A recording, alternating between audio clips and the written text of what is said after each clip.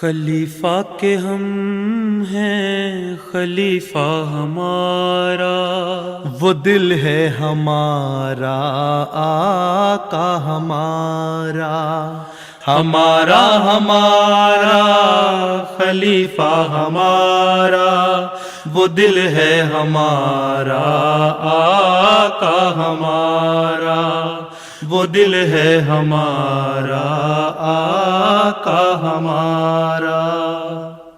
بسم اللہ الرحمن الرحیم۔ السلام علیکم ورحمۃ اللہ وبرکاتہ and welcome back to This Week with Huzur. We are honored to present highlights from two mulaqats with delegations of Khuddam from Germany and Norway. In addition, beloved Huzur graciously granted an audience to Stephanie Janssen, the mayor of Heidelberg. We begin with Saturday's mulaqat, where Hadrat Khalifatul Masih, Ayyadullah Ta'ala binasrihi al-Aziz, graciously met with student members of Majlis Khuddam al-Ahmadiyya from Germany. On the 18th of April, Khuddam students from Germany were blessed to have a mulaqat with Hazrat Khalifatul Masih V, Ayyadullah Ta'ala binasrihi al-Aziz. The students had travelled especially for the meeting, which took place in Masroor Hall in Islamabad. During the mulaqat, they had the opportunity to ask questions on a range of issues affecting the youth in relation to their faith and contemporary challenges. اگر حکومت کی طرف سے مردوں کو ایک لحاظ سے مجبور کیا جائے کہ جنگ کی حالت میں ملک کا دفاع کریں، مگر وہ جنگیں ملک یا حکومت کی ماضی کی غلطیوں کا نتیجہ ہوں، تو ہم خدام کو کیا کرنا چاہیے؟ جب تک اس ملک میں رہ رہے ہیں تو اس ملک کے قانون اور اس سے وفا اور اس سے تعلق کا تقاضا ہے کہ اس میں شامل ہوں، اگر لازمی سروس ہے تو، نہیں تو ملک چھوڑ کے چلے جائیں۔ دو ہی حال ہیں۔ جنگیں دنیا میں جو ہو رہی ہیں وہ کون سی کسی مقصد کے لیے ہو رہی ہیں؟ صرف لالچ اور دوسرے کے وسائل اور ریسورسز پہ قبضہ کرنا اور اس کو نیچے رکھنا ہے۔ یہی امریکہ کی پالیسی ہے، یہی اسرائیل کی پالیسی ہے۔ وہ چاہتے ہیں اپنا ایریا بڑھائیں اسرائیل والے، انہوں نے لبنان کے ایک وسیع علاقے پہ قبضہ کر لیا ہے، اب کہتے ہیں سیز فائر ہوگی تو چھوڑیں گے تو نہیں۔ اسی طرح اور بعض ملک ہیں، گولان ہائٹ وغیرہ بعض جگہیں ہیں جو انہوں نے قبضے کر لیے ہیں، سیریا کے کچھ علاقے ہیں، جارڈن کے کچھ علاقے ہیں۔ تو یہ لالچ ہے جس کی وجہ سے ساری جنگیں ہو رہی ہیں۔ اور ٹرمپ صاحب جو ہیں امریکہ کے، وہ ایران کے وسائل پہ قبضہ کرنا چاہتے ہیں، یورینیم ہے، تیل ہے، وہ کہتے ہیں ہمیں مل جائے بس ٹھیک ہے، پھر جو مرضی کرو۔ دوسرے اسلامی ملکوں میں، سوڈان میں، صومالیہ میں، یہ دوسری جگہوں پہ جو جنگیں ہو رہی ہیں، کانگو میں یا روانڈا میں، یہ ساری کیا جنگیں ہیں؟ یہ ساری ویسٹرن انٹرسٹ ہیں، ان کے لیے ہیں نا، کوئی مقصد تو ہے نہیں ان کا، یا دوسرے کے وسائل پہ قبضہ کرنا۔ اس لیے قرآن شریف اللہ تعالیٰ نے فرمایا کہ دوسروں کے وسائل کو نہ دیکھو لالچ کی نظر سے، اپنے اندر نظر رکھو۔ ان ملکوں میں اگر رہ رہے ہو تو یہی ہے، یا یہاں سے چھوڑ کے چلے جاؤ، یا اگر لازمی سروس ہوتی ہے تو کرو، لیکن کوشش یہ کرو کہ ان کو سمجھاؤ کہ یہ جنگیں جو ہیں یہ فائدہ کوئی نہیں، یہ دنیا کو تباہی کی طرف لے جا رہی ہیں۔ پہلی جنگ عظیم میں بھی یہی ہوا تھا، دوسری میں بھی یہی ہوا تھا، انصاف تو ہے نہیں۔ حضرت مسلم موعود رضی اللہ تعالیٰ عنہ نے نظام نو کے بارے میں جو وصیت اور طریق جدید کا ذکر کیا ہے، کیا اس کا آغاز اس جنگ کے بعد ہوگا، اس جنگ کے پیک کے بعد جو آپ نے فرمایا تھا؟ سوال یہ ہے کہ نظام نو جو ہے دنیا کا ایک اقتصادی معاشی نظام ہے، اس میں آپ نے ذکر کیا ہوا ہے کیپٹلزم کا بھی، سوشلزم کا بھی، دوسرے وسائل کا بھی، ٹھیک ہے۔ اور طریق جدید کے بارے میں کہا کہ یہ وصیت کے نظام کی ارہاس ہے، اس سے پہلے آنے والا نظام ہے، تاکہ قربانیوں کی عادت پڑ جائے۔ مالی قربانیوں کی عادت پڑے گی تو لوگوں کو پھر وصیت کی طرف بھی رجحان پیدا ہوگا۔ طریق جدید میں تو تھوڑی مالی قربانی ہے نا، وصیت میں آپ 1/10، 1/7، 1/8، 1/3 تک جا سکتے ہیں۔ تو یہ چھوٹی قربانیاں دینے کے بعد پھر انسان کو شوق پیدا ہوتا ہے کہ بڑی قربانی بھی دوں، ٹھیک ہے۔ تو اس لیے طریق جدید سے ایک قربانی کی عادت پڑے گی، اس لیے نظام نو میں شامل ہو۔ اور وصیت کا نظام جو ہے وہ بیواؤں کا، یتیموں کا خیال رکھنے والا ہے، اسلام کی اشاعت کرنے والا نظام ہے، تو بڑا وسیع اور بڑا مضبوط نظام ہے۔ اب یہ کہنا کہ جی جنگ کے بعد شروع ہوگا یا جنگ کے پہلے شروع ہوگا، میں تو پچھلے 20 سال سے کہہ رہا ہوں کرو وصیتیں، کوئی جنگوں کا امکان تو نہیں تھا آپ کو اس وقت. گو میں کہا کرتا تھا کہ جنگیں ہو جانی ہیں, تو اس کا اس سے کوئی تعلق نہیں ہے. یہ تو آپ کے ایمان پہ منحصر ہے کہ کتنا ایمان ہے ایک احمدی کا. اگر اس نے حضرت مسیح علیہ السلام کو مانا ہے اس لیے کہ آپ کے مشن کو پورا کرے, تو آپ کا مشن کیا تھا؟ آپ نے یہ فرمایا کہ 2 باتیں ہیں, ایک بندے کو خدا تعالیٰ کے قریب لانا, ایک بندوں کے حقوق ادا کرنا. اور نظام وصیت جو ہے وہ دونوں کام کر رہا ہوتا ہے. مالی نظام سے آپ تبلیغ کے نظام کو بہتر کر سکتے ہیں, لٹریچر کے نظام کو بہتر کر سکتے ہیں, مبلغین بھیج سکتے ہیں, اور بندوں کے حقوق ادا کرنے کے لیے اسکول کھول سکتے ہیں, ہسپتال کھول سکتے ہیں, دوسرے ایسے جماعتی پروجیکٹ شروع کر سکتے ہیں جس سے خدمت انسانیت ہو. تو یہ وصیت کا نظام تو بڑا وسیع نظام ہے. اس کا نہ جنگ سے پہلے کا تعلق ہے نہ بعد کا تعلق ہے. اس کا آپ کے ایمان سے تعلق ہے کہ کتنا آپ کا ایمان بڑا ہے. جتنا ایمان بڑھے گا اتنا وہ جلدی رائج ہو جائے گا. ہاں, جنگ کے بعد جو دنیا ٹوٹ پھوٹ جائے گی اس وقت اگر یہ نظام قائم ہوگا اور جو لوگ بچیں گے اور ان کے وسائل بھی ہوں گے وہ پھر اس نظام کے تحت آ کے دنیا کو ریکنسٹرکٹ کریں گے. میرا سوال یہ ہے, اسلامی نقطۂ نظر سے کسی نسلی, مذہبی یا نظریاتی گروہ کے لیے کسی موجودہ ریاست سے علیحدگی اختیار کرنا کب جائز ہوتا ہے؟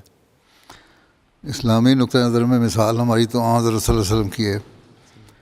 ٹھیک ہے, آپ مکے میں رہے, 13 سال رہے, سختیاں برداشت کرتے رہے. وہاں جو کفار مکہ تھے وہ مذہبی طور پہ بھی نقصان پہنچاتے رہے, اور نسلی لحاظ سے بھی ان کا جو معیار تھا وہ بہت گرا ہوا تھا. غلام بناتے تھے, لوگوں کو پکڑ کے لاتے تھے, غلاموں کی خرید و فروخت ہوتی تھی. نظریاتی طور پہ بھی عقائد کے لحاظ سے اسلام کا اور ان کے عقائد کا فرق تھا. جو 360 بتوں کی پوجا کرنے والے تھے, آپ خدائے واحد کو ماننے والے تھے. تو وہ ساری مثالیں ہونے کے باوجود آپ نے ان کے خلاف وہاں جہاد نہیں کیا. اور جب اللہ تعالیٰ نے کہا کہ ہجرت کر جاؤ تو تب آپ نے ہجرت کی. اس سے پہلے آپ نے اپنے لوگوں کو حبشہ بھیجا اور ہجرت کرنے کے لیے کہا. اس کے بعد خود نہیں کی, کہا مجھے حکم نہیں اللہ تعالیٰ کا. پھر جب وقت آیا تو خود بھی ہجرت کر لی, اللہ تعالیٰ نے جو فرما دیا. تو نبی کو تو اللہ تعالیٰ نے بتا دیا کہ اب وقت ہے ہجرت کا. تو ہمارے لیے تو یہی, جیسے پہلے میں نے ان کو بات کی ہے کہ جب ایسے حالات پیدا ہو جاتے ہیں تو پھر یہ آپ خود سوچیں کہ کب ہم نے ہجرت کر کے کسی ایسی جگہ جانا ہے جہاں امن ہو, نسلی امتیاز نہ ہو, مذہبی آزادی ہو. پاکستان سے آپ ہجرت کر کے آئے, آپ لوگوں کے سامنے مثال ہے. کس لیے آئے؟ گو یہاں آ کے بھول گئے کہ ہم کس لیے آئے تھے. آئے تو اس لیے تھے کہ مذہبی آزادی نہیں تھی, اذان نہیں دے سکتے تھے, اسلام نہیں کہہ سکتے تھے, کلمہ نہیں پڑھ سکتے تھے, لا الہ الا اللہ محمد رسول اللہ نہیں کہہ سکتے تھے, نمازیں نہیں پڑھ سکتے تھے. اس لیے آپ نے کہا کہ مذہبی آزادی کے لیے ہم ہجرت کر جائیں. تو ہجرت کر کے یورپ میں بھی آئے, امریکہ میں آئے, دوسرے ملکوں میں گئے, لیکن یہاں آ کے بھول گئے اور دنیا میں ڈوب گئے. اس مقصد کو بھول گئے جس کے لیے آئے تھے. نہ اللہ یاد رہا نہ رسول یاد رہا, اور بس دنیا داری رہ گئی یاد. تو اگر یہی کچھ کرنا ہے تو پھر آپ سے کیا سلوک کرے گا اللہ تعالیٰ؟ پہلے تو بتاؤ نا, جس مقصد کے لیے آئے تھے وہ مقصد پورا کر دیا. اگر نہیں کیا پھر اللہ سے امید بھی نہ رکھو کہ آپ سے پھر وہ کوئی بہتری کی سلوک کرے. ہاں, اگر اس مقصد کو پورا کر رہے ہیں جو لوگ, ان سے اللہ تعالیٰ کرتا بھی ہے, ان کو بہت ریوارڈ بھی دیتا ہے اور مل بھی رہا ہے. تو مذہبی آزادی کے لیے تو آپ نے یہ صورت اختیار کی کہ کب وہ جائز ہوگا. اس وقت جائز ہوگا جب وہ بندیاں لگیں اور آپ لوگوں نے ہجرت کی وہاں سے. کچھ لوگ ہجرت نہیں کر سکے. قرآن شریف میں بھی اللہ تعالیٰ فرماتا ہے نا, تم نے کیوں نہیں تسلیم کیا, ہجرت کر جاتے اگر تمہیں خوف تھا. انہوں نے کہا ہجرت کے وسائل نہیں تھے. اللہ تعالیٰ نے فرمایا ٹھیک, جن کو ہجرت کی پابندی ہے, کچھ وسائل نہیں ہیں اور ہجرت بالکل پابند ہو گئے, نہیں کر سکتے, وہ ان کا تو اللہ تعالیٰ معاف کر دے گا. لیکن اگر وسائل ہیں اور تم لوگ ہجرت کر سکتے ہو تو کرو, تاکہ مذہبی آزادی حاصل ہو. نسلی امتیاز ہے یا نظریات نقطہ ہے, عقائد کا سوال ہے, وہ عقائد اور مذہب ایک ہی بات آ جاتی ہے. ٹھیک ہے, نظریہ تو نہیں ہے کہ کیپٹلزم اور اس کا سوال ہے. یہاں تو سیکولر اسٹیٹس ہیں, وہ کہتے ہیں مذہب کی آزادی ہے. فی الحال لیکن اس وقت تک آزادی یہ لوگ بھی دیں گے جب تک ان کے اپنے انٹرسٹ متاثر نہ ہو رہے ہوں. جب وہ متاثر ہوں گے تو یہاں بھی آپ کے ساتھ وہی سلوک ہوگا. پھر آپ کہیں گے چلو افریقہ چلو یا کہیں اور ملک میں چلے جاؤ, فار ایسٹ میں چلے جاؤ. تو جب انسان پہ ایسے حالات آ جاتے ہیں کہ بہت تنگی ہو جاتی ہے تو اللہ تعالیٰ یہ فرماتا ہے پھر تم ہجرت کر جاؤ. اور پھر وہاں دیکھنا پڑے گا کہ دنیا میں آپ کون سی جگہ ہے جہاں ہجرت کر کے جاؤ. ہر جگہ فساد ہی فساد ہے. ظاہر الفساد و فی البر والبحر والا حساب ہے. دنیا میں ہر جگہ فساد پھیلو. ان حالات میں تو احمدی کا صرف یہ کام ہے کہ مرد میدان بنو اور ایک جوش کے ساتھ دنیا کو خدا تعالیٰ کی طرف لاؤ اور دنیا میں انقلاب پیدا کرو, بجائے یہ کہ یہ کہو کہ ہم ہجرت کر جائیں. ہجرت کے تو سارے ملکوں کا ایک حال ہو گیا ہے. نہ اسلامی ملک رہا ہے, نہ عیسائی ملک رہا ہے, نہ یورپ رہا ہے, نہ افریقہ رہا ہے, نہ امریکہ رہا ہے. کہاں جاؤ گے؟ یہی ہے دنیا جہاں اس میں رہنا پڑے گا اور یہیں اپنا آپ کو ایڈجسٹ کرنا پڑے گا. تو اب یہی ہے ہمارے پاس ایک دنیا ہے کہ ہم دنیا کو اللہ کے قریب لائیں. ہجرت تو آپ نے کر لی اس مقصد کے لیے, اس ہجرت کو مقصد کو پورا کر لیں تو ابھی بھی آپ کچھ کر سکتے ہیں. حضور میرا سوال ہے, حضور جرمنی میں اسرائیلی اور فلسطین کی جنگ کے حوالے سے یہ مسئلہ پیش آتا ہے کہ ہمارے پولیٹیشین اور میڈیا اسرائیلی حکومت کی اینٹی سیمیٹزم کی در کی وجہ سے بالکل بھی کوئی تنقید نہیں کرتے. اس کے لحاظ سے ہمیں تبلیغ کرتے ہوئے کیسے پیش آنا چاہیے؟ اور جب جرمنی کی اتحادیوں کی بات ہو تو جرمن حکومت خاموش رہتی ہے, اور جب مخالفین حکومتوں بین الاقوامی قانون کی خلاف ورزی کریں تو ناانصافی سے پیش آتے ہیں. کس طرح ہم ان لوگوں کو سمجھا سکتے ہیں کہ یہ انصاف سے کام لیں؟ عقل مندی کا تقاضا یہ ہے کہ دنیا کو بتاؤ کہ یہ فلسطین میں جو ہوا وہ ظلم ہوا. اس کا اینٹی سیمیٹزم سے کوئی تعلق نہیں. پھر حوالے تلاش کرو. بہت سارے لوگ ہیں, امریکن یہودی ہیں, یورپ کے یہودی ہیں, اسرائیل کے اندر ایون یہودی ہیں جو کہتے ہیں ظلم کیا ہے ہم نے. ان کے حوالے دیکھو, یہ یہودی کہتے ہیں. اب بتاؤ اس کو کیا حال ہے؟ طریقہ ہوتا ہے نا تبلیغ کا. تو وہ جو ان کے اپنے لوگ جو بول رہے ہیں تو انہیں کو استعمال کرو, بجائے یہ کہنے کہ ہم یہ کہتے ہیں قرآن یہ کہتا ہے. وہ کہیں کہ تو قرآن کو تو مانتے نہیں ہم, نہ یہ مانتے ہیں کہ اسلام کیا کہتا ہے. وہ تو ویلی کے خلاف ہیں اسلام کے. تو ان کے لیے پھر ان کے اپنے چہرے دکھاؤ اپنے لوگوں کے. وہ حوالے تلاش کرو. ہم نے کیے ہیں وہ بہت سارے تلاش, تم لوگ بھی کرو, محنت کرو, خبریں پڑھا کرو اور سوشل میڈیا پہ دیکھا کرو. لوگوں کے جا کے ایک بنائے نا سیل ایک سوشل میڈیا کا صدر صاحب, جتنے یہ لوگ ہیں دنیا کے دنیا دار جو اپنے کمنٹ دیتے ہیں فلسطین کے اوپر یا اسرائیل کے اوپر یا یورپ کے اوپر یا امریکہ کے اوپر, یہ اکٹھا کریں مواد, اور مواد اکٹھا کر کے تو پھر انہی کے ہتھیار ان کو استعمال کرو, ان کے حوالے دو. کہ ہم نہیں یہ کہتے, یہ تمہارے یہ لوگ کہتے ہیں. اور یہ نہیں ہے کہ جرمنی قوم کو پتہ نہیں ہے. چانسلر صاحب جو مرضی کہتے رہے, سیاستدان جو مرضی کہتے رہے, لیکن جرمن قوم میں بہت سارے لوگ ایسے ہیں جو اسرائیل کے خلاف کھل کے بولتے ہیں. ان کو اینٹی سیمیٹزم کو کوئی خطرہ نہیں ہے. تو آپ لوگوں کو کیوں خطرہ ہے؟ ٹھیک ہے, تو آپ نے لوگوں میں جانا ہے, ماسز کو موو کر دو. جب عوام موو ہو جائیں گے تو خود بخود انقلاب لے آئیں گے, خود بخود رائے بدل جائے گی. اس لیے عوام میں جاؤ. سیاستدانوں کی بڑی بڑی باتیں چھلاگے مارتے ہو, یوں کر دیں کہ یوں کر دیں, وہاں جاتے کیوں؟ تم گراس روٹ پہ کام کرو. موجودہ عالمی حالات کے پیش نظر ہماری نسل کو بچوں کی تربیت میں کن پہلوؤں پر خاص توجہ دینی چاہیے؟ اگر نارمل حالات ہوتے پھر کیا توجہ دیتے؟ نماز پر دھیان دینا, اللہ پر یقین کرنا, اور قرآن پڑھنا, اسلام کی تعلیم پہ عمل کرنا. ہاں جی. تو وہ اب بھی یہی ہے. دو مقصد ہیں, ہمیشہ یاد رکھو. حضرت صلی اللہ علیہ وسلم دو مقصد میں نے ابھی بیان کیے ہیں نا, اللہ کے قریب لانا, بندوں کی خدمت کرنا. بس یہ دو مقصد ہیں جس پہ تربیت کرنی ہے. اور اس تربیت اس وقت تک نہیں ہو سکتی جب تک آپ لوگوں کے اپنے رویے ٹھیک نہیں ہوں گے.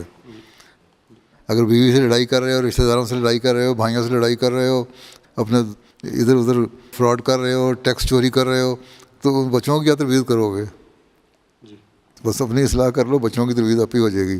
مقصد دو ہی ہیں, اللہ اور اس کے رسول سے تعلق اور بندوں کا حق ادائیگی. یہ تربیت اگر دماغوں میں ڈال دو تو اسی میں اعلیٰ اخلاق آ جاتے ہیں. خلیفہ رابع نے خطبہ دیا تھا نا کہ 5 بنیادی اخلاق, وہ 5 بنیادی اخلاق اسی میں آ جاتے ہیں اگر انسان سوچے تو, جو مسلم نے بیان کر دی ہے. السلام علیکم حضور. السلام. میرا نام سلمان احمد ہے اور میرا سوال ہے کہ جب آپ آج کل کے نوجوانوں کو دیکھتے ہیں تو آپ کے خیال میں اس دور کی سب سے خطرناک روحانی بیماری کون سی ہے، اور ہمیں اس سے محفوظ رہنے کے لیے آپ کیا نسخہ عطا فرماتے ہیں؟ سب سے زیادہ جو زوال تھا اور بری حالت تھی وہ تو عام طرح سے کے زمانے میں تھا نا، جب ہر طرف شرک پھیلا ہوا تھا، عیسائیت میں بھی، یہودیت میں بھی، اس کے علاوہ دنیا میں عام وسلم آئے، تعلیم لے کے آئے، ٹھیک ہے. اس لیے آج کل کے حالات کل کے حالات کا سوال نہیں. اس کے بعد پھر حضرت صلی اللہ علیہ وسلم کی پیشگوئی کے مطابق 1000 سال کا زمانہ گزرا، زوال کا زمانہ تھا 300 سال کے علاوہ پہلے. پھر مسیح موعود نے آنا تھا. مسیح موعود آئے تو انہوں نے بھی یہی کہا نا کہ دنیا دوبارہ انتہائی گراوٹ میں جا چکی ہے. اس لیے ابھی میں وہی جو باتیں کر رہا ہوں وہی تمہارے سوال کا جواب ہے کہ خدا تعالیٰ کو بھول گئے، اپنے حقوق ادا کرنے بھول گئے. اور جب خدا تعالیٰ کو بھول جاؤ تو روحانی بیماری بڑھتی ہے، اور جب روحانی بیماری بڑھتی ہے تو اخلاقی لحاظ سے بھی زوال آ جاتا ہے. اخلاقی طور پہ انسان نیچے گر جاتا ہے اور کوئی مورلز نہیں اس کے رہتے. اور جب وہ نہیں رہتے تو فراڈ ہے، چوری ہے، جھوٹ ہے، اس قسم کی باتیں پھر ہونے لگ جاتی ہیں.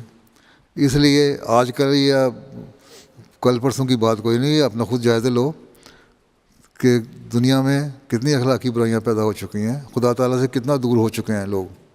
5 وقت کی نمازیں آپ لوگ یہاں بیٹھے ہیں نا، اپنا جائزہ لیں. کیا آپ لوگ 5 نمازیں پڑھتے ہیں تو 2 منٹ میں صلی اللہ اکبر کر کے سلام پھر کے چھٹی کر دی، یا باقی سجدے میں اور رکوع میں دعا کرتے ہیں؟ فرض نمازوں کے علاوہ 2 نفل بھی پڑھ لیتے ہیں. چلو اگر نفل نہیں پڑھنے تو فرض کوئی ادائیگی پوری طرح کر لیتے ہیں. حدیث میں آیا نا، وسلم کے پاس ایک آدمی آیا اور اس نے کہا کیا کیا فرائض ہیں؟ آپ نے بتایا یہ فرائض ہیں. اس نے کہا کہ میں ان سے فرائض کے علاوہ کچھ نہیں کروں گا، نفل میں نہیں ادا کروں گا. تو اب جب اٹھ کے چلا گیا تو آپ نے صحابہ کو فرمایا کہ اگر یہ ان فرائض کو بھی ادا کر دینا تو یہ جنت میں چلا جائے گا. پہلے جائزہ لیں، فجر پہ وقت پہ اٹھے، نماز ادا کی، ظہر پہ نماز ادا کی، عصر پہ ادا کی، مغرب پہ ادا کی، عشاء پہ ادا کی. یہ تو ڈسپلن ہو جاتا ہے اپنے انسان کا. سب سے بڑا ڈسپلن کا نظام جو ہے اسلام میں یہی ہے کہ 5 وقت کی نمازیں ادا کر لو. جب ڈسپلن ہو جاتا ہے انسان تو اس کو خدا کی طرف بھی توجہ پیدا ہوتی ہے اور بندوں کے حقوق کی طرف توجہ پیدا ہوتی ہے، روحانیت بھی بہتر ہوتی ہے. اور یہ دنیا میں جو آج کل جو دین سے دور ہے، خدا سے دور ہے، اس لیے کوئی خوف نہیں نہ رہا. یہ ہے ہی نہیں ہے. ہم تو یہ کہتے ہیں نا اللہ تعالیٰ ہمیں ہر وقت دیکھ رہا ہے. ہر وقت دماغ میں یہ رکھو کہ خدا مجھے دیکھ رہا ہے. میں کئی دفعہ بیان کر چکا ہوں، یہاں تم CCTV کیمرے لگے ہو، تم لوگ رکھتے نہیں کرتے بعض الٹی. کیمرہ میں ہو جائے گا، ریکارڈ ہو جائے گی، اسکرین پہ کوئی دیکھ نہ لے. تو اللہ تعالیٰ جو اوپر سے لے کے نیچے تک ہر وقت اس کا نگرانی ہے اور دیکھ رہا ہے. اس کو تو کسی ایک اینگل پہ CCTV کی ضرورت نہیں، اس کو ہر اینگل پہ لگا ہوا ہے CCTV جو اللہ کو خبریں پہنچا رہا ہے. تو اگر یہ دماغ میں سوچ لو تو روحانی بیماریاں آتی نہیں. اور دنیا نے یہی پیدا کی ہوئی روحانی بیماریاں. شراب ہے، زنا ہے، غلط دوستیاں ہیں، لڑکیوں کے ساتھ دوستیاں ہیں، یا اور لڑکوں کے ساتھ غلط کام ہے، یا دوسرے برائیاں ہیں، چوری ہے، چکاری ہے، اور بہت ساری چیزیں. تو اخلاقی برائیاں ہیں. ساری برائیاں جو ہیں اگر یہ پتہ لگ جائے کہ خدا ہمیں دیکھ رہا ہے تو وہ برائیاں نہ انسان کرے. تو ان برائیوں کے ان ملکوں میں رہ کے، بلکہ اب تو پاکستان میں اور مسلمان ملکوں کا بھی یہی حال ہو گیا کہ اخلاقی برائیاں جو ہیں بے انتہا ہو چکی ہوئی ہیں. تو جب ان اخلاقی برائیوں کو ٹھیک کر لو گے تو روحانی بیماریاں بھی دور ہو جائیں گی. اور وہ اس وقت تک ہو سکتا ہے جب تک اللہ تعالیٰ کی ذات پہ یقین ہو کہ اللہ ہمیں دیکھ رہا ہے. نسخہ یہی ہے. Khadim mentioned that Hazrat Khalifatul Masih IV, rahimahullah, warned that anti-Islam forces would try to conquer Makkah and Medina and sought Hazrat Amir al-Mu'mineen's guidance in this regard. سوال یہ ہے کہ وہ تو ان کی کوشش ہے نا کہ وہ پہنچیں مکہ اور مدینہ میں.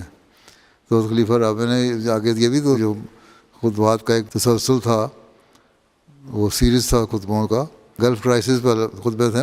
خلیج کا بھرا اس کا اردو نام ہے، اور گلف کرائسس انگلش میں ہے اگر اردو نہیں پڑھنی آتی تو. وہ خطبات ہیں 7-10. اس میں جو عراق کی جنگ ہوئی تھی اس کے اوپر انہوں نے خطبے دیے تھے، اور آخر میں یہ بھی کہا تھا کہ یہ کامیاب نہیں ہوں گے. تو محمد صلی اللہ علیہ وسلم نے فرمایا کہ یہ لوگ جو ہے تو اوپر مسلط نہیں ہوں گے، اس لیے مطلب جو احمدی مخلص احمدی ہیں، جماعت کے ساتھ تعلق ہے، یا حضرت مسیح موعود علیہ السلام کے مشن کو پورا کرنے کے لیے لگے ہوئے ہیں، اسلام کی صحیح تعلیم پہ عمل کر رہے ہیں، ان پہ ان کا اثر نہیں ہوگا، نہ اسلام پہ اس کا اثر ہوگا۔ باقی آن وسلم کی ذات کا جہاں تک تعلق ہے کہ یہ کوئی دینوں کو بگاڑ دیں یا آپ کے نعوذ باللہ مزار وغیرہ پہ کچھ کریں، تو میں تو یہ سمجھتا ہوں کہ اللہ تعالیٰ نے جو قرآن شریف فرمایا ہے نا آن وسلم کو، یاسموں کا من الناس، کہ ہم تو لوگوں سے بچائیں گے، وہ آپ کی وفات کے بعد بھی چل رہا ہے، یہ آپ کے وصال کے بعد بھی ہے۔ اور جو مسلمان ہوں گے صحیح حقیقی طور پہ آن وسلم کی تعلیم پہ عمل کرنے والے، ان کو بچائے گا اللہ تعالیٰ، اور مدینہ اور مکہ کو انشاءاللہ تعالیٰ بچائے گا۔ ہاں گو کوشش ان کی یہی ہوگی، اور جماعت احمدیہ کا بھی یہ کردار ہے کہ اس کوشش کو ناکام بنانے کے لیے ایک تو دعاؤں کے ذریعے سے، قرآن شریف میں جو پیش گوئی ہے نا اسرائیل کے آبادی کے بارے میں، سورہ بنی اسرائیل میں پہلے رکوع میں، یا سورہ انبیاء میں ایک آیت میں، اس کا بھی خلاصہ یہی ہے کہ جو لوگ زیادتی کرتے رہیں گے، ایک دفعہ دو دفعہ نکالے جائیں گے وہاں سے، وہ دو دفعہ نکالے گئے، تیسری دفعہ زیادتی کریں گے پھر نکالے جائیں گے، پھر دوبارہ آباد نہیں ہوں گے۔ لیکن نکالے کس طرح جائیں گے؟ وہ جنگوں سے یا ہتھیاروں سے نہیں نکالے جائیں گے، وہ دعاؤں سے نکالے جائیں گے۔ تو احمدیوں کا کردار یہ ہے اس میں کہ دعائیں کریں، اللہ تعالیٰ سے تعلق پیدا کریں، اپنی روحانیت کو بڑھائیں، پہلے بھی میں بیان کر چکا ہوں۔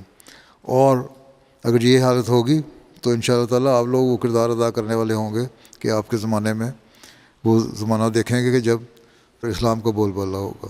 تو وہی بات آ کے یہاں تان ٹوٹتی ہے کہ اللہ سے تعلق، ٹھیک ہے، ہمارا سارا جو محور ہے، ایکسس ہے، وہ یہی ہے، اللہ، اس کے گرد گھومتے رہو تو سب کچھ مل جائے گا۔ بطور طالب علم اور عام زندگی میں ہم توکل کو عملی طور پر کیسے اپنائیں؟ خاص طور پر مشکل فیصلوں میں ہمیں کیسے پتہ چلے کہ ہم نے صحیح راستہ چنا ہے یا نہیں؟ آپ کو الہام تو ہوتے نہیں، نہ ضروری ہے کہ خواب میں آئیں۔ ایک فیصلہ کرتے ہیں اس کے لیے استخارہ کریں۔ استخارے کا مطلب ہوتا ہے اللہ تعالیٰ سے خیر مانگنا، اللہ تعالیٰ سے مانگنا کہ اے اللہ اگر یہ میرے لیے بہتر ہے تو اس میں میرے لیے آسانیاں پیدا کر دے اور سہولتیں پیدا کر دے، اور اگر یہ میرے لیے بہتر نہیں ہے کام تو اس میں میرے لیے روک ڈال دے، میرے دل میں انقباض پیدا کر دے۔ تو اگر دل کو تسلی ہو جاتی ہے، اس کام کو کرنے کی طرف شوق پیدا ہوتا ہے، پھر اللہ پہ توکل کرو، اس کام کو انجام دو، پھر اللہ تعالیٰ اس کے بہتر نتائج نکالے گا۔ اور اگر دل کی تسلی نہیں ہوتی، دعا کرنے کے بعد روزانہ 2 نفل پڑھ کر کم از کم 40 دن دعا کرنے کے بعد تسلی نہیں ہوتی، پھر اس کو چھوڑ دو، پھر اللہ تعالیٰ دعا کرو جو بہتر ہے میرے لیے وہ کرنے کی توفیق دے مجھے۔ اگر ایک چیز میں دلچسپی ہے، بعض دفعہ آدمی کے پاس 2-3 آپشن ہوتی ہیں، مجھے لکھتے ہیں کہ یہ آپشن ہے 4، اب ہماری دلچسپی ان ساروں میں ہے، ہم فیصلہ نہیں کر رہے تو کیا کریں؟ تو آپ بتا دیں کیا کریں۔ تو جو سمجھتا ہوں نا، جو لوگ تو واقعی سنجیدہ ہیں مشورہ لینے میں، اور جو میں کہوں گا اس پہ عمل کر بھی لیں گے، صرف میں کھانا پوری نہیں کر رہا خط لکھ کے، تو ان کو میں کہہ دیتا ہوں اچھا پھر یہ فیلڈ لے لو، یہ تمہارے لیے بہتر ہوگا، اور وہ لے لیتے ہیں، اور اس میں کامیابی بھی اللہ تعالیٰ کو فضل کے ان کو مل جاتی ہے۔ باقی یہ خود بھی آپ لوگ فیصلہ کر سکتے ہیں، دعا کر کے اللہ سے مانگیں اگر یہ میری دلچسپی کا مضمون ہے، یہ کیریئر ہے، اس کو میں نے اپنانا ہے، اس میں اگر میرے لیے بہتر ہے تو اس میں آسانی پیدا کر، اگر نہیں بہتر تو روک ڈال دے اور مجھے کسی اور طرف رہنمائی کر دے، اور پھر اللہ تعالیٰ دل میں خیال ڈال دیتا ہے دوسری طرف جانے کا، اور پھر توکل کرتے اس کو اختیار کر لو، ٹھیک ہے، یہی توکل ہے۔ باقی یہ اس بات پہ رہنے دو کہ تمہیں وہ خواب آئے گی یا الہام ہوگا، کچھ نہیں ہوگا، صحیح، ابھی بہت دور ہے الہامی کیفیت سے تمہاری۔ پیارے حضور، میرا سوال ہے، روحانی نقطۂ نگاہ سے ہمارے لیے اعلیٰ تعلیم حاصل کرنا کس قدر اہمیت رکھتی ہے؟ روحانی نقطۂ نگاہ سے علم حاصل کرنا تو اچھی بات ہے نا، اللہ تعالیٰ نے کہا ہے نا علم حاصل کرو، قرآن صلی اللہ علیہ وسلم نے فرمایا کہ علم حاصل کرو جب بچے ہو اس وقت سے لے کے اپنی قبر تک، جی بالکل، حدیث میں آیا نا جی، کہ قبر تک علم حاصل کرنے کا حکم ہے۔ جی، اس کا مطلب آدمی کو ہمیشہ علم حاصل کرتے رہنا چاہیے، اور عالم جو ہے اس کو اللہ تعالیٰ نے پسند کیا ہے، علم حاصل کرنے والے کو، لیکن اگر وہ علم کسی بڑائی یا تکبر کی وجہ بن رہا ہے تو وہ علم نہیں، وہ جہالت ہے۔ اس لیے علم حاصل کرو، اور علم حاصل کر کے اپنے اندر عاجزی پیدا کرو، جی، اور جب عاجزی پیدا ہوگی تو وہ علم جو ہے فائدہ مند بھی ہوگا، اس علم کو دوسروں کو بتاؤ گے بھی، اور عاجزانہ رنگ میں بتاؤ گے تاکہ جو تم نے فائدہ اٹھایا ہے اس سے لوگ بھی فائدہ اٹھا سکیں. جی ٹھیک ہے. تو ایسا علم حاصل کرنا جو ہے وہ انسان کے اپنے اخلاقی اقدار ہیں ان کو بھی بہتر کرتا ہے، اور اخلاقی قدریں جب بہتر ہوتی ہیں تو انسان میں اللہ تعالیٰ کا خوف بھی پیدا ہوتا ہے. پھر میں نے پہلے بتایا نا، روحانیت اور یہ چیزیں آپس میں ملتی ہیں، ان کا تعلق ہے. تو پھر اللہ تعالیٰ کی طرف توجہ پیدا ہوگی، پھر اور انسان دعا کرے گا کہ اللہ تعالیٰ میرے علم کو اور بڑھائے تاکہ میں خود بھی اس سے فائدہ اٹھاؤں اور انسانیت کو بھی فائدہ پہنچاؤں. اسی سے روحانیت بھی بڑھتی ہے. At the conclusion of the mulaqat, the students had the opportunity to take a photograph with Hazrat Amir al-Mu'mineen. The following day, on the 19th of April, 91 Khuddam from Norway were blessed to have a mulaqat with Hazrat Khalifatul Masih. Having travelled specifically for this purpose, the mulaqat was held in Masroor Hall, Islamabad. The Khuddam engaged in a question and answer session with Hazrat Amir al-Mu'mineen, discussing various matters concerning their faith and modern-day issues faced by young people. پیارے حضور، میرا سوال ہے کہ حضرت محمد صلی اللہ علیہ وسلم کے صحابہ کو اللہ تعالیٰ نے سخت آزمائشوں کے ذریعے آزمایا، جبکہ اس دور میں وقف نو بچوں کے بچپن ہی سے ایک عہد کے تحت دین کی خدمت کے لیے پیش کیا جاتا ہے. پیارے حضور، ایسی صورت میں ہم وقف نو اپنے اندر وہی صبر، اخلاص اور روحانی قوت کیسے پیدا کر سکتے ہیں جبکہ ہمیں ان جیسے سخت آزمائش کا سامنا نہیں کرنا پڑتا؟ تو یہ تو اللہ تعالیٰ کا شکر ادا کرو کہ اللہ تعالیٰ نے تم لوگوں کو اس آزمائش میں نہیں ڈالا. حضرت مسیح علیہ السلام نے یہی لکھا ہے کہ صحابہ کو دیکھو کتنی قربانیاں دینی پڑیں، اور ان کو جانوں کی قربانیاں دینی پڑیں، ان کو بہت زیادہ سخت ظلم برداشت کرنے پڑے، اور اس کے بعد پھر جنگیں اگر ہوئیں تو وہاں بھی انہوں نے جان کی قربانیاں دیں. اور تم لوگ خوش قسمت ہو کہ اس زمانے میں تمہیں اللہ تعالیٰ نے وہ جان کی قربانی مجموعی طور پر نہیں لی. گو اب بھی بعض لوگ شہید ہوتے ہیں دین کے نام پر، احمدیت کے نام پہ.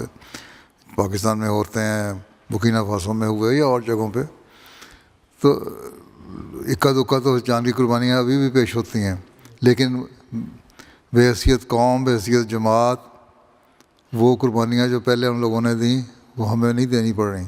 اس لیے اس بات پہ ہمیں اللہ تعالیٰ کا شکر ادا کرنا چاہیے، اور اپنی تمام تر جو صلاحیتیں ہیں، جو پوٹینشیل ہیں، جو کیپیبلٹیز ہیں، جو تعلیم ہے، جو علم ہے، عقل ہے، اس کے ساتھ کوشش کرنی چاہیے کہ ہم دین کی خدمت کریں. اور اس سے اللہ تعالیٰ کہتا ہے تو میں پھر اس کا بھی اجر دوں گا. یہ دیکھو اللہ تعالیٰ کتنا احسان ہے تم پر، اس کا بھی شکر ادا کرو نا کہ اللہ تعالیٰ آج فی زمانہ جان کی قربانی نہیں مانگ رہا، اللہ تعالیٰ تمہارے سے وقت کی قربانی مانگ رہا. ہاں تم عہد کرتے ہو کہ جان، مال، وقت اور عزت قربان کرنے کے لیے تیار رہیں گے، لیکن عمومی طور پر تو وقت اور مال ہی قربان ہوتا ہے زیادہ تر اس زمانے میں. ہاں اگر جان کی ضرورت پیش آئے تو اس کے لیے بھی تیار رہنا چاہیے. اس لیے پہلی بات تو یہ ہے کہ علم حاصل کرو دین کا. قرآن کریم اللہ تعالیٰ نے نازل فرمایا، اس کو پڑھو، اس سے علم حاصل کرو. وقف نو کا یہ کام ہے کہ قرآن کریم کو پڑھیں، اس کو ترجمہ سیکھیں، اس کی تفسیر پڑھیں، اس کے مطلب پڑھیں، اس میں دیکھیں کون سی باتیں اللہ تعالیٰ نے کرنے کے لیے کہا ہے، کون سی باتوں سے اللہ تعالیٰ نے روکا ہے، ان کو ہم نے کرنا ہے، ان سے ہم نے رکنا ہے. پھر اللہ تعالیٰ کی عبادت سب سے بڑی بات ہے. عبادت کریں، 5 وقت نمازیں پڑھنے کی عادت ڈالیں. یہ نہیں کہ وقف نہ ہو تو فجر کی نماز پڑھ لی، یا کبھی نہ کھلی تو نہ پڑھی، 3 نمازیں پڑھ لیں، 4 پڑھ لیں. یہ نہیں، 5 نمازیں پڑھنی ہیں. 5 نمازوں کی عادت ڈالو اور قرآن کریم کے حکموں پر عمل کرنے کی عادت ڈالو. یہی اس زمانے کا جہاد ہے. اور پھر زمانے کا جہاد قلم کا جہاد ہے. اللہ تعالیٰ نے جو علم دیا ہے تمہیں حضرت مسیح علیہ السلام کے ذریعے سے، قرآن کے ذریعے سے، حدیث کے ذریعے سے، اس کو پھیلاؤ. حضرت صاحب نے یہی لکھا ہے نا کہ اس زمانے میں قلم کا جہاد ہے، تلوار کا جہاد نہیں ہے. اور حضرت رسول اللہ نے بھی ایک زمانے میں جنگ سے واپسی پہ آتے ہوئے فرمایا تھا کہ ہم چھوٹے جہاد سے بڑے جہاد کی طرف جا رہے ہیں، اور بڑا جہاد تھا قرآن کریم کے ذریعے تبلیغ کا. تو آپ لوگوں کا کام ہے وہاں اپنے عملی نمونے دکھائیں اور ایک صحیح احمدی مسلمان بن کے دکھائیں، اور پھر تبلیغ کریں، اپنے اخلاق سے تبلیغ کریں. پچھلے جمعہ میں بتایا تھا نا، حضرت صلی اللہ علیہ وسلم کے جو اخلاق تھے، اعلیٰ اخلاق اور سچائی تھی، اس کو دیکھ کے لوگ متاثر ہوئے تھے پہلے. اسی طرح آپ لوگ اپنے اخلاق اچھے کریں، اور جو تعلیم اسلام کی حقیقی ہے اس کو پھر جب آپ کے اخلاق اچھے ہوں گے لوگ آپ کی طرف توجہ کریں گے. جب توجہ کریں گے تو اس کے ذریعے سے آپ جہاد کریں. اخباروں میں آرٹیکل لکھیں. آج کل ویسٹ میں بہت کچھ اسلام کے خلاف لکھا جاتا ہے, تو آپ لوگ اخباروں میں لکھیں آرٹیکل کہ اسلام کی اصل تعلیم کیا ہے, کیا خوبصورت تعلیم ہے, کیا امن کی تعلیم دیتا ہے. تم لوگ جو آج کل دنیا میں فساد پیدا کر رہے ہو, اسلام تو اس کے خلاف ہے. تو اس طرح یہ بھی ایک جہاد ہے جو آپ کریں گے.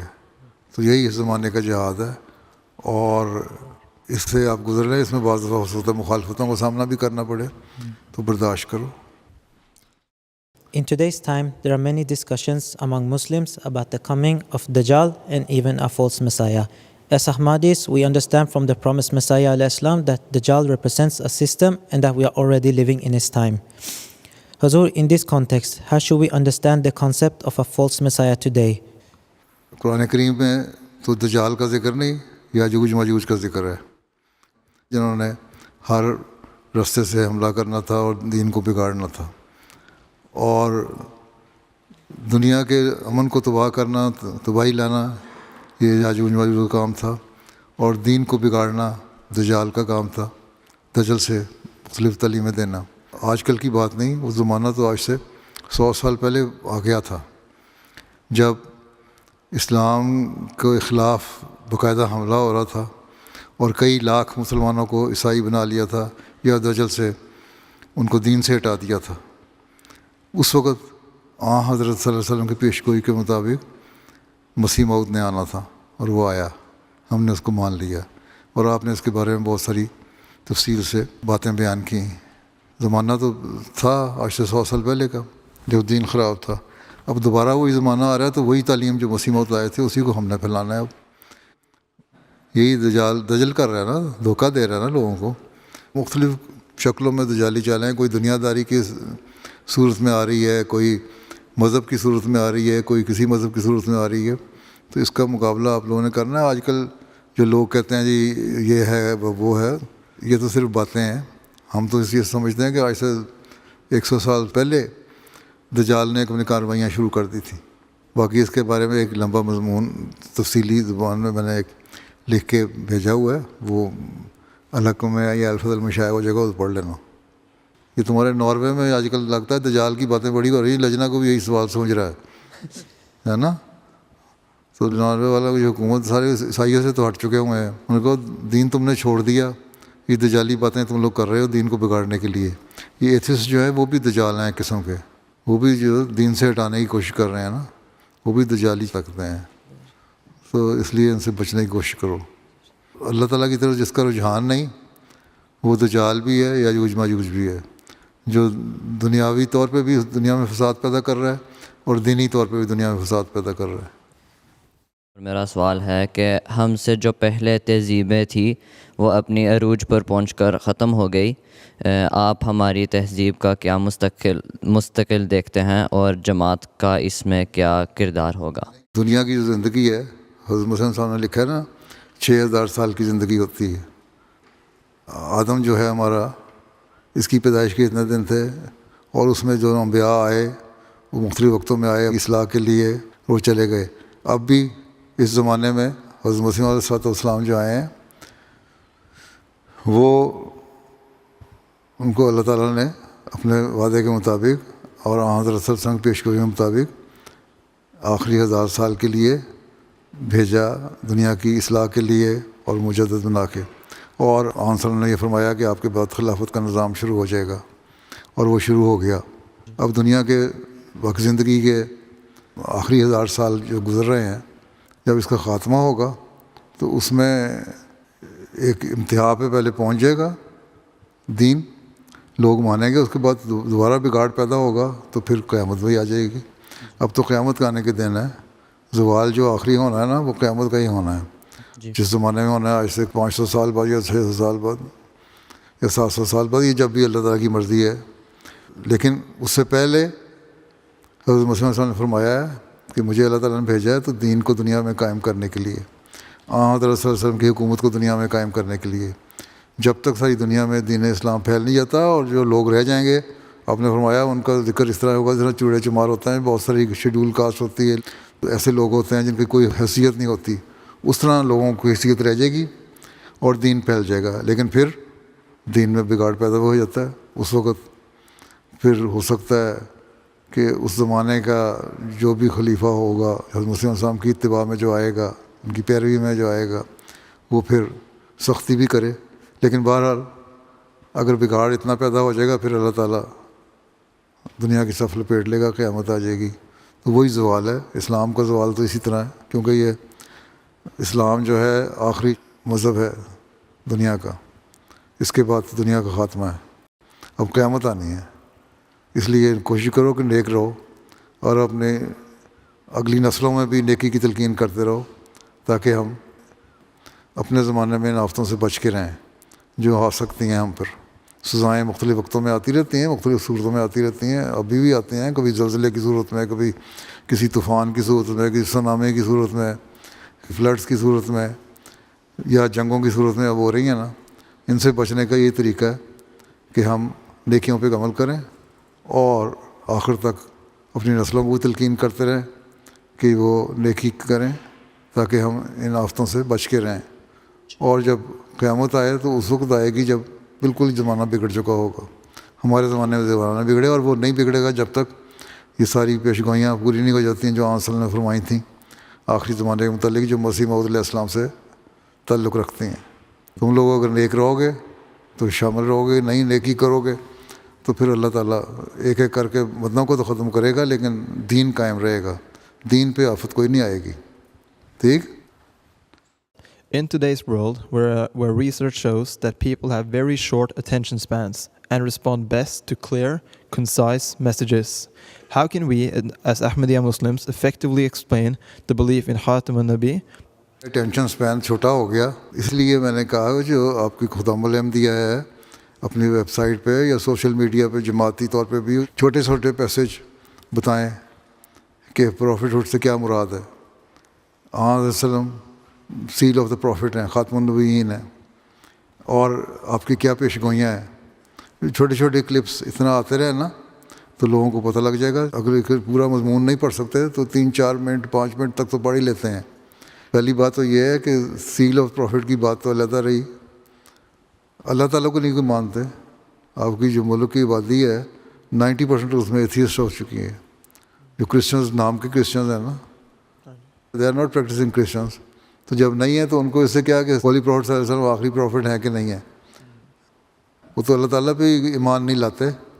تو جب اللہ تعالیٰ پہ ایمان نہیں لگتے تو پھر سیل آف پروفٹ والی کیا بات ہے. پہلے تو ان کو بتاؤ کہ اللہ تعالیٰ کیا ہے, ایگزسٹنس آف گاڈ پہ بتاؤ. جب وہ پتہ لگ جائے گی پھر ان کو بتاؤ کہ اس کے کیا کیا ثبوت ہیں. چھوٹے چھوٹے کلپس دیتے رہو سوشل میڈیا پہ, تو پیسج دیتے رہو. تو خدا ملندہ ہی کام ہے, جماعت کا بھی کام ہے, ہر ایک کا. وہ جب دیتے رہو گے تو لوگوں کو جس کو انٹرسٹ ہوگا وہ سن لیں گے, جن کو نہیں انٹرسٹ ان کی اپنی مرضی. اللہ تعالیٰ تو قرآن میں کہتا ہے زبردستی تم دین نہیں پھیلا سکتے. ہاں اگر تم سے کوئی بات کرتا ہے تو پھر اس کو بتاؤ, لیکن اس سے پہلے ان کو بتا دو کہ دین کیا چیز ہے, خدا تعالیٰ کیا چیز ہے. پہلے تو خدا کی طرف لاؤ, ان کو خدا کی طرف لے آؤ. دین کی سیل و پروفٹ کی بعد میں بات کریں گے. ہاں جو مسلمان ہیں اگر وہ بات کرتے ہیں تو ان سے کہو آن وسلم کی پیش گوئیاں, وہاں بھی چھوٹے چھوٹے کلپس دے دو, حدیثیں دو. حضرت عائشہ نے کہا حضرت صلی اللہ علیہ وسلم کے بارے میں کہ آپ یہ تو کہو کہ آپ خاتم النبیین ہیں, لیکن یہ نہ کہو کہ آپ کے بعد کوئی نبی نہیں ہے.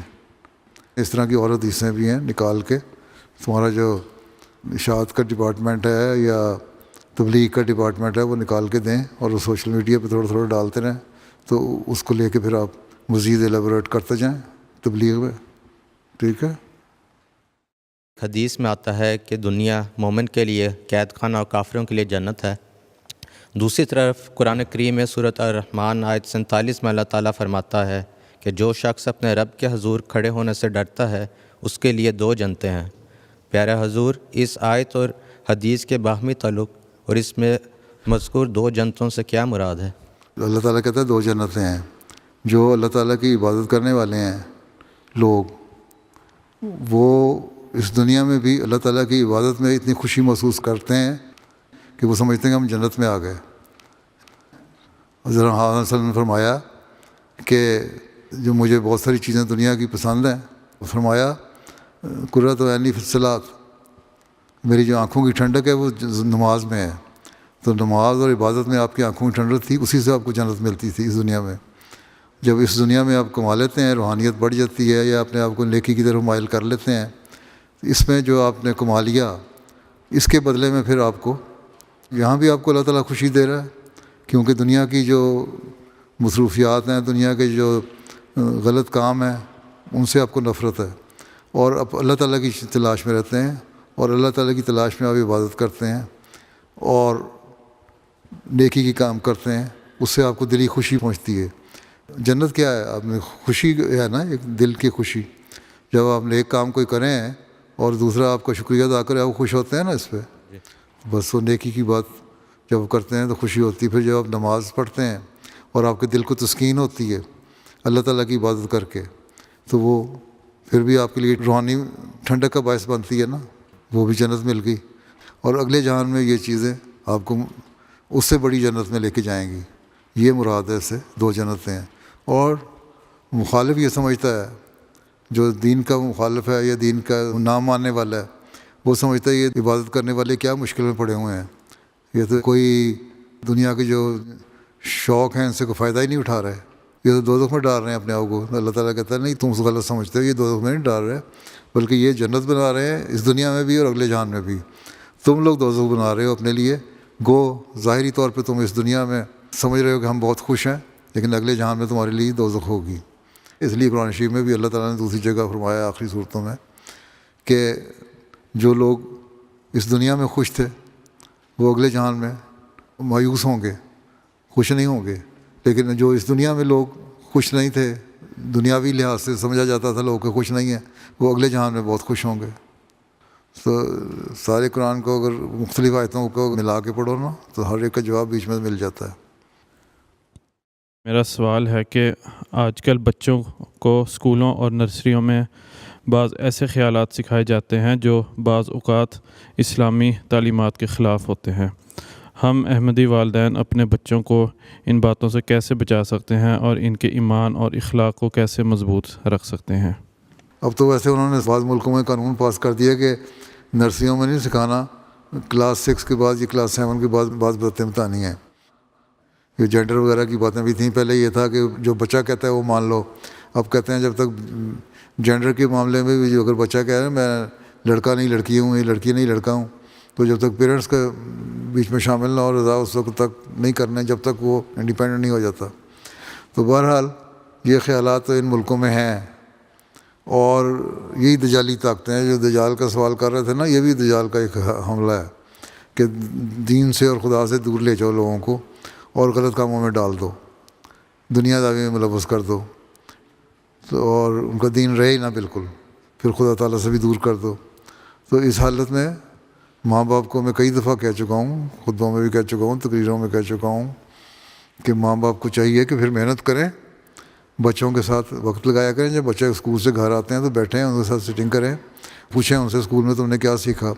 اگر وہ ایسی باتیں بتاتے ہیں جو غلط قسم کی باتیں اگر کوئی سیکھ کے آئے ہیں، ہفتے میں 1 یا 2 کلاسیں ہوتی ہیں ایسی، تو ان کو بتاؤ کہ نہیں، اسلام کی تعلیم یہ کہتی ہے اور اصل چیز یہ ہے. تمہیں ابھی اس کی سمجھ نہیں آئے گی، جب تم بڑے ہوگے تو مزید سمجھ آئے گی. لیکن اس وقت ہم سمجھا رہے ہیں کہ یہ جو باتیں کہتے ہیں نا اسکول والے، ساری باتیں صحیح نہیں ہوتی. جو پڑھائی کی علم کی باتیں ہیں نا، سائنس کی یا جغرافیہ کی یا ہسٹری کی یا میتھمیٹکس کی، اس کی بات مان لو.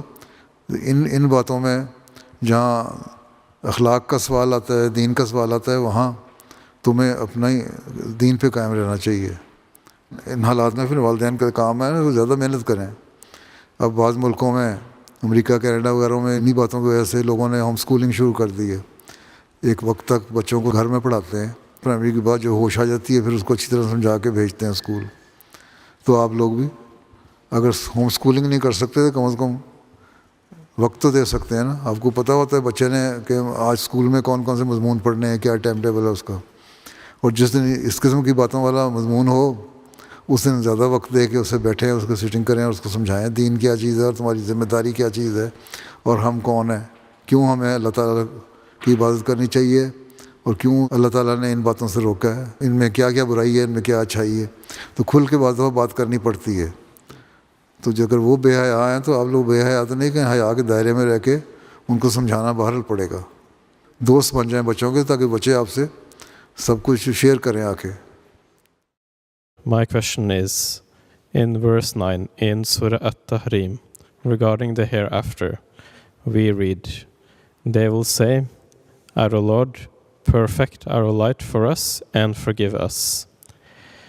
Dear Hazur, how will the perfect light be manifested in the hereafter? Light کیا ہے ابھی بتایا نا میں نے. آنسروں نے کیا فرمایا تھا؟ میری آنکھوں کی ٹھنڈک، دل کی ٹھنڈک نماز میں ہے.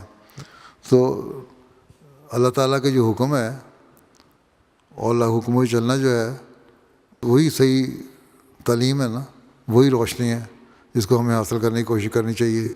اور یہی روشنی جو ہے وہ اگلے جہان میں کام آئے گی، جنت میں بھی لے کے جائے گی اور اللہ تعالیٰ کو راضی کرنے والے بھی ہوگی.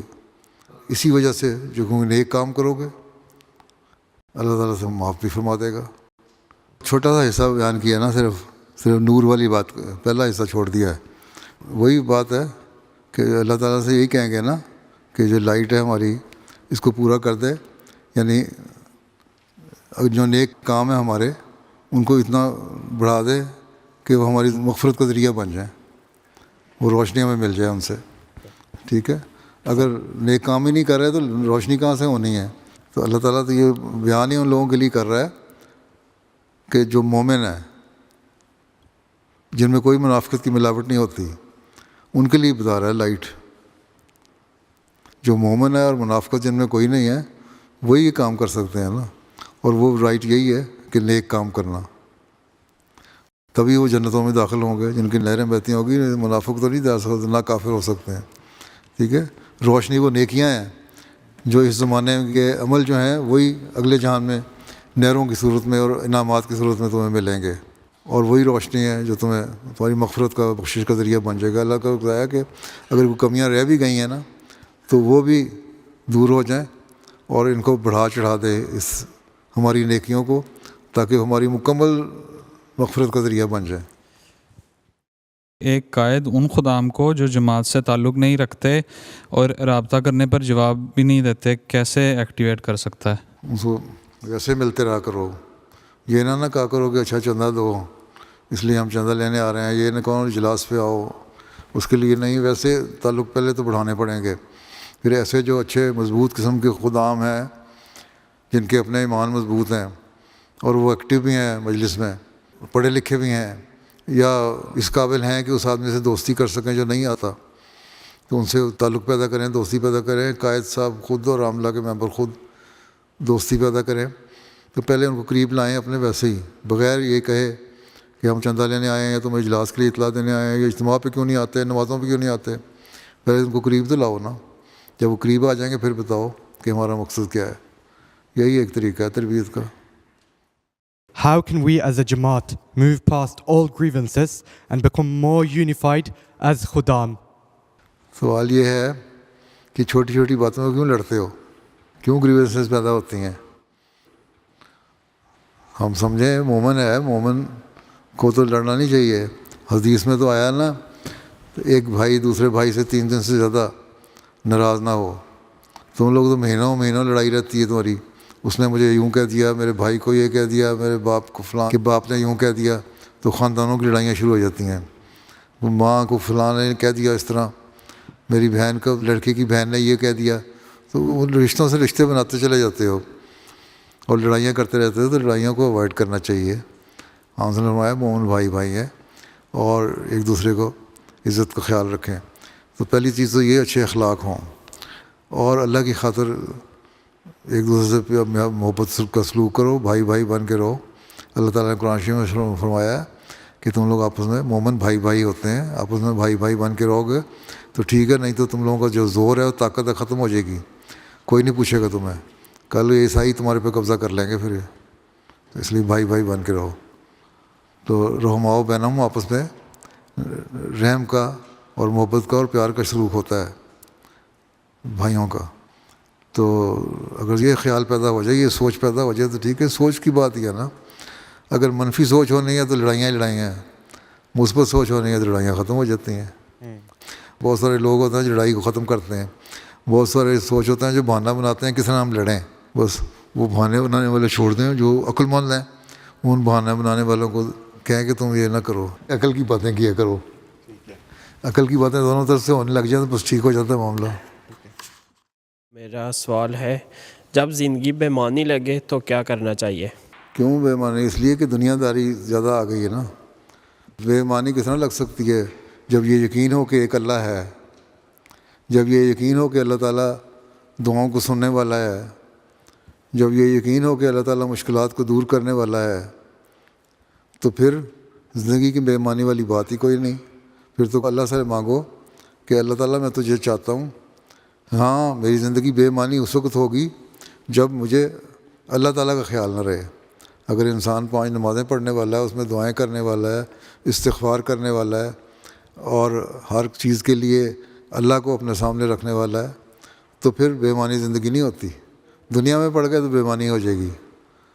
بے معنی بنانے کے لیے ضروری ہے کہ اللہ کو تلاش کرو, 5 نمازوں کی طرف توجہ کرو اور شوق سے غور سے پڑھو نمازیں, تو پھر ٹھیک ہو جائے گی. بے معنی نہیں رہے گی زندگی.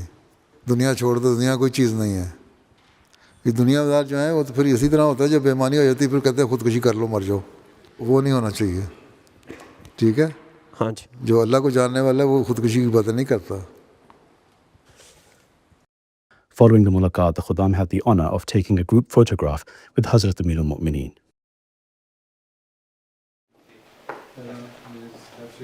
On Monday, the 20th of April, the Deputy Mayor of Heidelberg, Stephanie Janssen, had the honor of meeting Hazrat Amir al-Mu'mineen. The meeting took place in Hazrat Amir al-Mu'mineen's office in Islamabad. During the discussion, Mayor Janssen spoke about her role to combat anti-Muslim hatred and racism and sought Hazrat Khalifatul Masih's guidance on these matters. As far as Muslims are concerned, and among Muslims, we Ahmadis Muslims are concerned, we always believe in an amicable adjustment and relation with each other. And we believe that being a citizen of the country, we are obliged to serve the country with all our capabilities, with all our potentials. And since we have this concept in mind, we have this ambition in our heart, then we cannot do anything against the country. So there should not be any question of anti-European sentiments from Muslims, those Muslims who are practicing Muslims. This is the message, that instead of just having the concept on baseless background, you should at least interact with the Muslims and make dialogues with the Muslims and hold meetings with the Muslims, and we can offer ourselves so that you can understand properly what our ideology is, what our sentiments about the love of the country are, and how we want to serve the country. And being a German national or the national of any of the European country, we love the country. This is part of our faith, because the Holy Prophet, peace be upon him, said that the love of your country is part of your faith. So since we are living in this country, we love the country and we do our best for the betterment of the country. If this message is conveyed to everybody, then I don't think there should be any doubt about us.